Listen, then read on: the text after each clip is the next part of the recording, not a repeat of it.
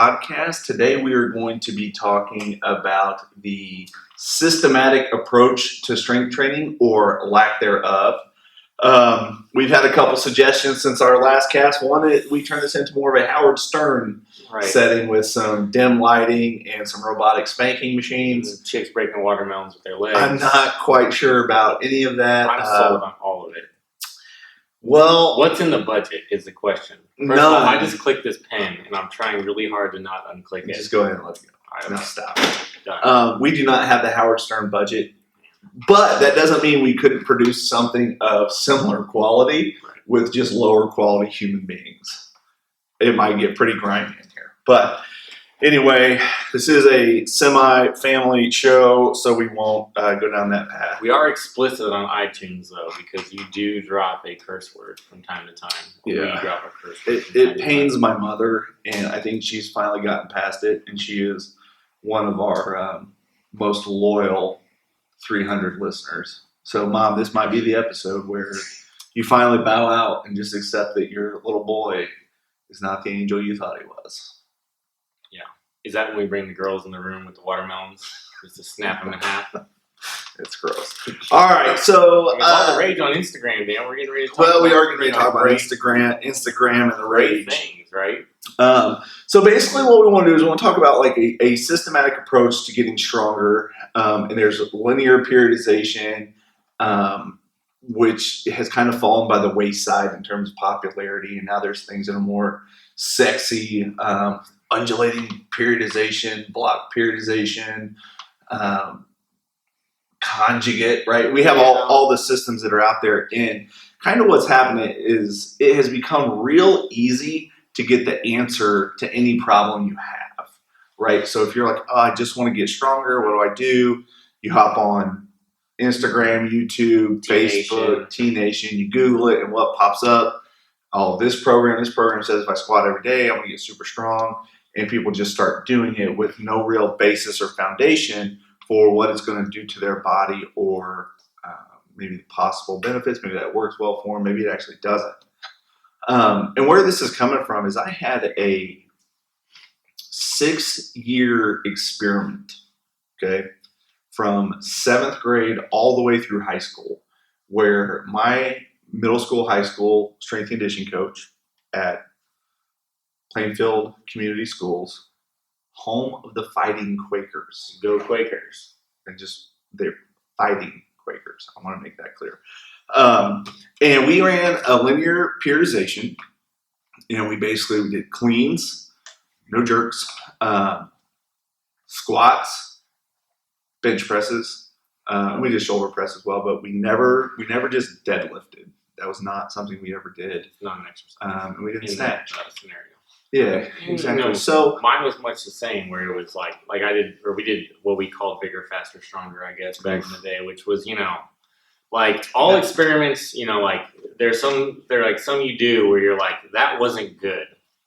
And if no one ever tells you that it's not good, then you just don't know anything different. So when you're 15 and like you're squatting high and, you're doing 3 sets of 10 at X percentage, whatever, or if you're doing 3 sets of 10 power cleans or some sort of bullshit, and you don't know any different, then it's like, but like at the same time, you're still going to get to some reasonable level of strength. You're going to do something, even if it's a terrible experiment, which we learned later. But for sure, yours was probably much better than mine. Yeah, and so I just want to continue painting this picture here. We went from doing like our periodizations, we would go from doing, we never did cleans more than 5 reps, just to make that clear. But we would go from doing like, I would say 12 to 15s, 10 to 8 ranges, 6 ranges, and then what was like a 3-2-1. Okay, so each one of those ran for about 4 weeks. All right, and classic length. Yes, we periodized everything, including the accessory work, until we got down to 3-2-1. The accessory work, I don't think ever went below 6 reps. So we did the things like you didn't want the 3-rep max curl. Well, I personally did, but it wasn't allowed. Right, and I was a slave to the program. And We would do barbell rows, pull-ups, lat pull-downs, lateral raises, shrugs, like just a good variety of strength stuff. All the Okay. things. And it was all periodized. It was all structured. We did do bro stuff. We did do bicep curls and triceps, which was, of course, a favorite of mine. In that same setup, we trained 4 days a week lifting. This was off season, our off season training. So we did Monday, Tuesday, Thursday, Friday. Okay. We alternated upper and lower body. Okay. And on Wednesday, we did all quote unquote speed and agility training, and it was like an hour. Okay. So we do agility drills and some running and some jumping and just relatively good stuff. And so having that understanding and going on to my undergraduate degree and starting to learn about physiology, and like most 18 to 22-year-olds thinking as soon as I took my first exercise physiology class, I was basically a goddamn genius and knew more than fucking anybody and everybody that had ever taught me a thing. And so I immediately reflected on my middle school, high school experience of linear periodization, and I thought, wow, that was dumb. Right. And so then I spent the next 4 years experimenting with my own training, in which I was at that point actually deadlifting and doing shit like that again, or stuff that I had never done. On good old Big Fridays, right? Yeah. Well, for me, they were called Powerhouse Fridays. Yeah. On Powerhouse Fridays, I did squats, deads, and overheads. So it had to be a version of squat, a version of deadlift, and a version of getting the bar shouldered overhead. Jerks, push presses. Heavy as possible. Every Friday morning. Okay, which is extreme dedication for a guy that likes to drink on Thursday night and Wednesday night. Get up and get it done. And Tuesday night and Monday. No, I'm just kidding. So then I went through that 4-year block of basically just experimenting with every single sort of training. I still have a copy of it here. I have the Winning the Arms Race by Charles Poliquin, right? Because that was written. It was out yesterday, by the way. What people were looking at it? Yeah. And so yesterday. Luckily, the guys that I trained with, we were really into, experimenting with all kinds of stuff, time under tension principles and stuff like that. So things that we would somewhat read about in our exercise physiology class, we would put to the test. And generally, we would stick with those things for a minimum of 12-week cycles, just because we felt like that was an adequate amount of time to see how we responded. And in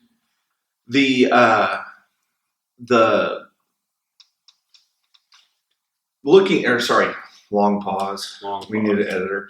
Looking back on it now, I obviously have a ton of respect for my middle school, high school training days. Okay, and even just like when I was in undergrad, thinking, man, this isn't the best way. I shouldn't have trained that way. I should have trained like this. But looking back on it, man, I just got the opportunity to have a huge foundation of training, and made lots of big muscles. Right. Learned how to jump, learned how to run, learned how to adequately perform the lifts.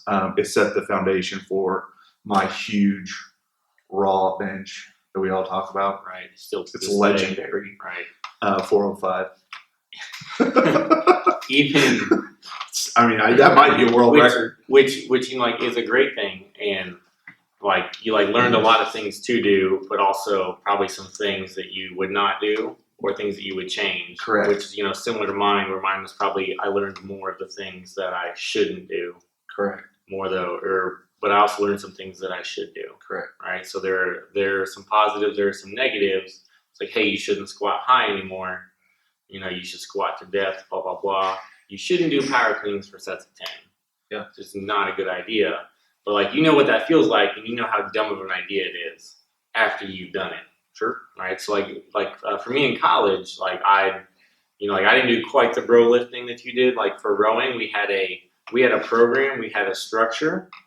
I'll admit that, I still disagree with a certain portion of it, but there is a good amount of it that people talk about doing circuit training, for example, and knowing the feeling of what that's like. And some people bash on it or some people love it, but until you've done it for 12, 16 weeks at a time, and you really know how to push yourself in that sort of scenario, and that you can see some benefits for your sport, But if you've never gone through that and you've never gotten better at it, then you just wouldn't know.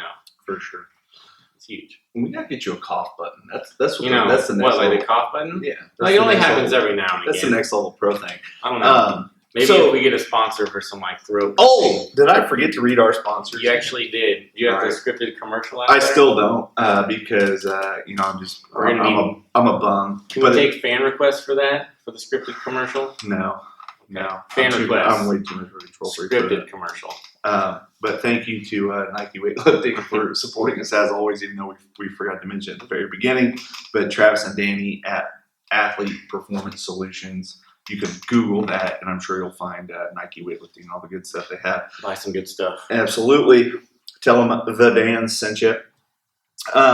So back to this kind of how we're building into this this experimentation process. So at about the time that I was roughly a senior in my last year of undergrad, I became really fascinated with this idea of helping athletes prepare for their pro days or the NFL Combine, which I thought was something I was really going to be into. So I really wanted to get a firm understanding of how I could increase the 225 rep bench press. Okay, so this was coming shortly thereafter. My huge 1 rep max. You got that 405. Row lift 4-wheel. Time to quit. Okay. Time to walk and away. So I tested my 225. And I want to say at the time, I don't remember the exact number. I'm going to be honest. It was less than 15. I'm going to say probably closer to the 12 range. All right. So if you look at this is why I think that the projection charts are just such bullshit, right? Like if you can do 220 for 10, you should be able to do 315 for 1 or whatever that stuff is. It does not work that way at all. It's total garbage, total trash. Because it's so dependent on the characteristics that you possess and the characteristics that you can develop. And that's done with men, right? Like if you look at, I believe all the research, that is all tested with men. So when you take that to women, it's like you just throw it out. Yeah, it's like they'll do 90% for 5, and then not even hit 100%. Absolutely. So basically, and I remember this like pretty distinctly because I was like, all right, I'm going to do my own research, my own experiments. I'm going to take what I've read in these books and see what I can get my 225 bench up to, with the understanding that I am an inferior athlete compared to those that I would hopefully be working with. And if it works on me, it's going to work on somebody that is way better in terms of physical characteristics. So what I did was, we learned that a testing size of 1 can sometimes be important. That was always the default argument. Right. Like in grad school, when they're like, "Oh, they only had 5 participants." Well, 1 is really kind of all you need. Sometimes. Like, I mean, you can make an argument against 1. So what I realized is I would run out of steam, right?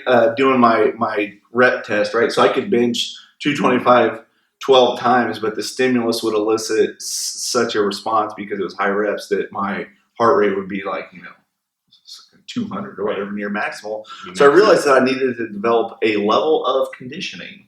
So what I did was I actually did some really sub-threshold or sub-maximal bench pressing for time, right? So I would take 185 pounds and I would do it for, maximum reps in 60 seconds. I figured out like whatever the average time domain that somebody can complete the 225 rep test in, because you just can't go that long, right?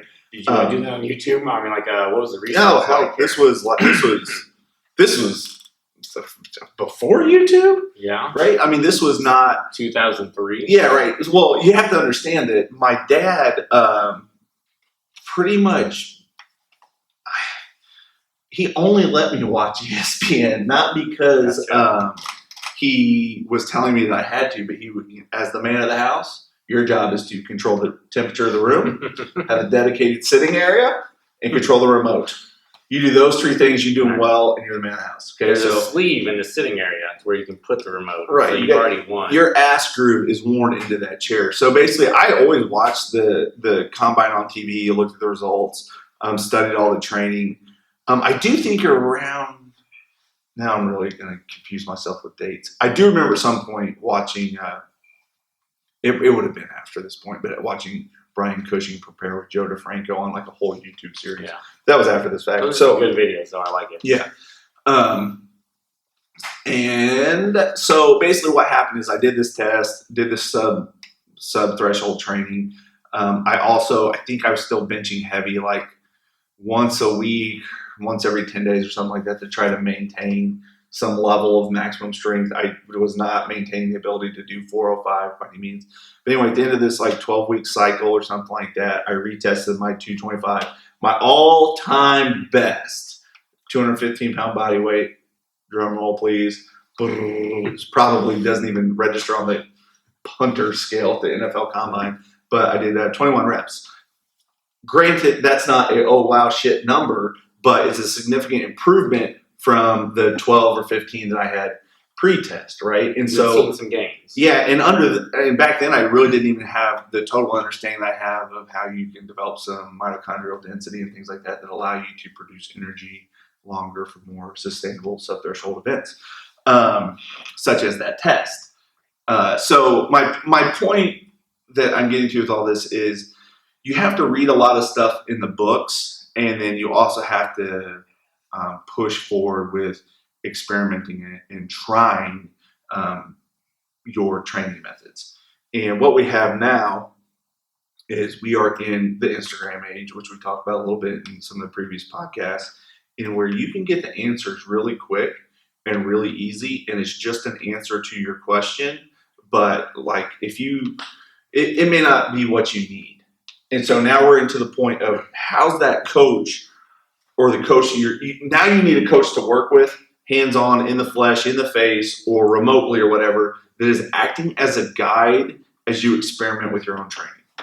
And that experiment has to last some sort of time, and it's really not 3 weeks, is right. what you're saying. Yeah, like not 3 weeks. Or like the other bad part about the Instagram effect and like going on there is you see that you're on X program and you've been on this for 2 weeks, and you're working your way through it. And next thing you know, the next thing that pops up is another one, or is something different, and somebody saying how they've seen so many gains on like this program, or by doing this method, or by not doing this exercise, or only doing that exercise. And next thing you know, like your self-esteem and your insecurities all of a sudden start kind of boiling up, and you're like, okay, now I need to change. I need to do something different. And it's just really just an ADD of training. Sure. Probably one of the things that makes me the most upset, which is why we like, for people to commit to, 6 months to a year of doing something, which is really hard. And from our perspective, a year is not, it's a blink of an eye in terms of training, right? Like you really can't even begin to develop like any sort of elite power or strength in a year. You just can't. Like it just takes more time than that. You just have to commit. And, like I like to tell people, like a year from now is today going to really matter. Right. And this is where it helps, where, people's memories pop up on Facebook and they're like, here's me hitting like subpar numbers 1 or 2 years ago. Yeah. It's like, well, like you've stuck with this same goal and this same pursuit for the past year, and now you've seen all these gains. And like that day, like a year ago, it was so important, but now it's just a milestone, and you just look back on it, it's just very, very small. Yeah. But if you never commit to that, if you never sink into that process, and you just keep bouncing around everywhere, then you're not going to see gains. It's like, the person that's, always got that extra 10 pounds, their only goal is to always lose that extra 10 pounds. Right. And that's it. Right. They're not really engaged and involved in loving the process, right? They just want the result. They just care about, the outcome. They don't truly love what they're doing. And I think that this is, one of the other podcasts on the docket is, Fat Guy talking about nutrition, right? And basically, just to tease that out a little bit, I wrapped up the precision nutrition course. And the reason I selected to do that is because mainly it dealt with the psychological aspects of nutrition and training to a degree. There's some carryover there. And I am big into flow state. Everybody thinks I'm kooky and weird and like the mental aspects of it. But there are all kinds of different levels of training and nutrition, right? And you have to like go through those levels. And to become elite or elite for yourself, right?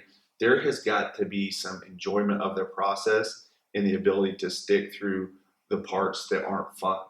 And sometimes the coach's biggest role, not even for like the training program, is keeping the athlete on task and helping them bounce back and rebound from setback or from plateau or like just to like get them back on the path.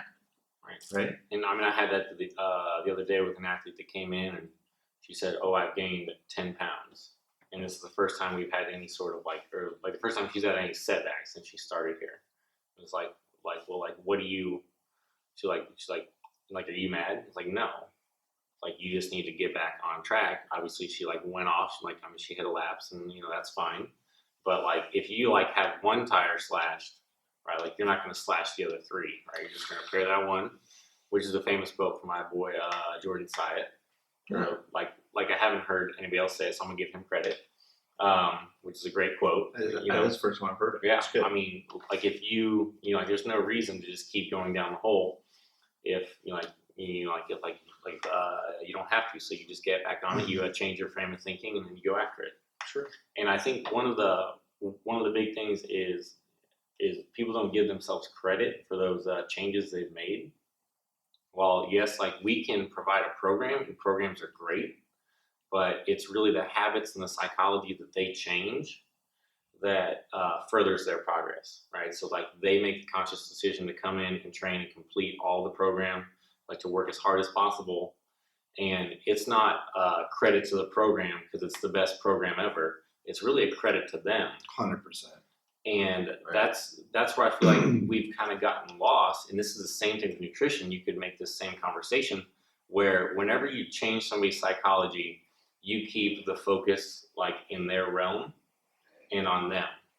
If you're just talking about a system, right, whether it's a training system, a nutrition system, then every time you refer to that system, you give that system more power. And there's only so much power to change. So you take that power away from that person. But if you just focus on changing their psychology and changing their habits, then you empower that person. And no matter what system they're in, they're going to see a level of success. Yeah. And like what we've done is like, oh, I'm on like the linear periodization system. And the linear periodization system is the best thing ever. It's like, well, you give power to that system every time you talk about it. But if you say, okay, I worked as hard as possible for this past 12 weeks and I did all these 7 things to get better, right? And I completed all my reps and I tried as hard as I could, then like that goes on you. And like that's the psychology you've changed. So we're more in love with the system right now because we see it pop up on Instagram and somebody's following that system with a total disregard to like the habits that they've performed or like the psychology that they take to that program. Absolutely. And if you just change their psychology and keep building that up, then like it just keeps building that person up, which is how you make a strong human and not just a strong system. 100%. And I think like there's a real good example of this in Olympic weightlifting right now. There's actually 2 good examples of this. We'd have to give them both credit, and they just come off the top of my head. But Alyssa Ritchie and Jess Lucero are, for all intents and purposes, training alone in garages or shitty CrossFit gyms or whatever. Somewhere with nobody. Yeah. I'm sorry about the shitty CrossFit gym. I just meant like it's not sexy. Like they're just like training in the corner. That's kind of what I'm getting at. Yeah. And the program is solid. They're not following some dog shit type thing, but they're getting motivated and they're getting themselves up and they're staying focused and intense and training at a high level and making world teams because of their effort. Yeah. Right. And I would be willing to say that obviously Max coaches Alyssa and Amy Everett coaches Jess. I would be willing to say that they are probably just the guide. And if they're not going to be just a slave to the spreadsheet that's printed out for the day. And there's some days when that you just don't have it, right? And you got to tell your coach, like, hey, I'm giving my best effort here today, doing everything I and can. 80% feels like 120%, and I need to back it off or cover or this, that, and the other. And that's okay. You're not going to totally derail your program. And because you had one bad day doesn't mean that you need a new program. Right. You just totally forget that day, have a short memory, right? Like Exactly. other sports have to do it. Exactly. Like you're the individual, right? And you just have to have that short memory and move on. Yeah. And you gotta like not think so much about like there's difference between like changing coaches because it's the biggest thing for you and then changing coaches just because you're impatient. And a good example I think of this is actually like Susie Sanchez was training at the OTC, and for like 3 years in a row, she put up the same total. And my understanding is she went to the higher ups and said, hey, what do you guys think I should do? Should I go train somewhere else? And they like pulled up the thing, like, let's see. Okay. Yeah, you put up the same total for 3 years. You probably need a new perspective, right? And she, switched teams and, it went and had some success and some fun, some enjoyment, things like that. That's totally different than somebody that joins, the MASH Mafia for 3 weeks and then, doesn't all of a sudden squat 1,000 pounds and then they hop to the Cal Strength program and then, after 6 weeks there, they're just not getting the attention they needed to be the best, and then they jump to like another program, right? And you name it, right? They that that onus is on you, right? So when you're hiring a professional, like there's a lot of people out there. There's a lot of dipshits out there, but there's a lot of people out there that have good quality understanding of principles and can take you really, really far as long as you are taking you really, really far, right? So like I'm convinced that I gave up on a linear periodization training model too soon, right? Like at the last time I did linear periodization, I did like this shitty little meet. I deadlifted a 25-pound PR, so I deadlifted 550, and then I immediately thought my training method sucked and I needed to do something different. Well, why? You just had a 25-pound PR, but that was me being a dum-dum and looking for the next best thing. Right? I believe there was a day during our first year of friendship, if you want to call it that, partnership, all of that, where there was a kid in the weight training class and he had put like 100 pounds on his squat by doing the most like basic elementary program ever. Yeah. And he wanted to do something different. Yeah. And you just like lost your mind. You're like, you're why? done. Why? Right. We've had members here that have come in and that we ask them their like goals. We do whole goal setting, lifetime goal setting. We had a dude that came in and he's a great guy. I like him so much. I won't mention his name. He knows who he is and what he's done. You know who you are. But he had a lifetime goal and a 6-month goal. Well, he hit his lifetime goal within the 6 months. Yeah. And he said, okay, thank you for helping me achieve that goal. I'm going to go back to the place I was training before I came here. And like my head almost exploded, but I was like, okay. All right. You know what? Because as a coach, like you hit all your. I did what you asked me to do. Right. Like, okay, we achieved this. You didn't think past that. We're still friends. I still like you. Good luck. Great dude, great guy. Right. Hasn't touched that weight since. I just want to say that. Just gonna throw that. Well, maybe he might be hit the his best. goal. Just might be the best. Maybe he hit his goal and then he was like, I need another goal. Like I need to do something different. And to be fair, I did that in bench pressing. After I really just wanted to bench 4 plates for the sake of having 4 plates. And once you conquer it, you're done. I didn't give a shit after that. I just really didn't love that goal. No. It was just one that I thought would be cool because I was 21-ish. Yeah. That's a bro goal. Yeah, it is. So anyway, the A.D.D of strength training, get on your program, stick with your program, give every program, it deserves 12 to 16 weeks if you really love training and you really love the process. Don't be quick to jump and hop and to go to something else. That's a wrap, right? Bam.